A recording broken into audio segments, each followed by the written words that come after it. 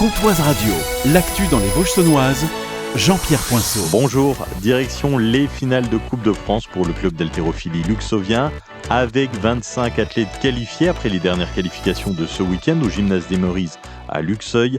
Emmanuel Lepaul, coach du club. On est content, on s'y attendait parce qu'on savait qu'on avait le potentiel, mais on est content de l'avoir fait puisque c'est le record, on a battu encore par rapport à l'an dernier, donc on arrive encore à progresser et on a toutes les catégories d'âge de représenter, donc c'est cool. Maintenant on a toutes les finales nationales qui vont arriver quasiment tous les 15 jours. Là. On part d'abord pour les France UNSS la semaine prochaine, on va enchaîner derrière avec les championnats de France des ligues qui se font par équipe aussi, on va enchaîner derrière par les France jeunes, donc ce sera la première grosse échéance individuelle, les France jeunes où on a pas loin d'une quinzaine de qualifiés de mémoire, et derrière ça va être les France élites et le trophée des minimes en tout dernier fin juin. Une fin de saison très chargée avec beaucoup d'athlètes qualifiés. Et les objectifs sont simples. Maximum de titres maintenant qu'on est qualifié pour les championnats de France, il va falloir énormément de titres de champion de France. On se déplace pour aller chercher des médailles. À Fougerolles, les cerisiers commencent à fleurir et les producteurs restent sur leur garde. Le gel de ces derniers jours inquiète car à cette période, quelques degrés en moins peuvent suffire à compromettre toute une récolte. Pour l'instant, les températures négatives sont restées limitées. Les arboriculteurs se souviennent encore de 2021 avec des pertes très importantes après un épisode de gel puis de grêle. Au-delà de la météo, la filière est aussi fragilisée par la hausse des charges et la baisse du nombre de producteurs. Un enjeu important pour la production locale, notamment pour le Kirsch AOC. La saison hivernale se termine sur les routes de Haute-Saône. Au total, 3000 tonnes de sel ont été utilisées cet hiver pour sécuriser les 3300 km du réseau départemental. Un hiver plutôt calme selon les services du département.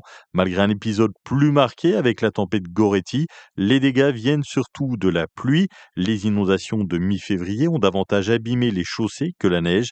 Des réparations sont prévues dans les prochaines semaines avec 300 tonnes d'enrobés pour un budget d'environ 350 000 €. À Villers-Sexcel, la zone d'activité du Grand Fougeray avance bien. La deuxième tranche du projet entre dans sa phase finale avec des travaux qui respectent le calendrier. Prochaine étape, la pose des enrobés début avril, puis l'installation de l'éclairage public. La livraison est prévue pour le 23 avril. Au total, 12 parcelles seront proposées aux entreprises et la moitié est déjà réservée, preuve de l'intérêt sur ce site en plein développement. Samedi après-midi, Corbenay chasse aux œufs de Pâques au profit du Téléthon. Isabelle de l'association Force T à Corbenay. 3 départs, 14h30, 15h30 et 16h30.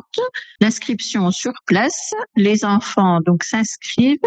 Ils vont chercher une dizaine d'œufs en plastique au sein du parc, au square Plénaud à Corbenay. Une fois qu'il a trouvé ses trésors, il revient et ils repartent tous avec le même sachet de chocolat. Et celui qui a trouvé pendant la partie l'œuf d'or remporte un plus gros lot. L'inscription est à 3 €.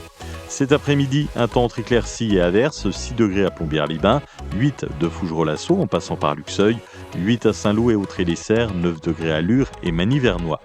Demain, des éclaircies et de la pluie avec 7 degrés au mieux le matin, l'après-midi 10 degrés maximum. Belle journée sur Comtoise Radio.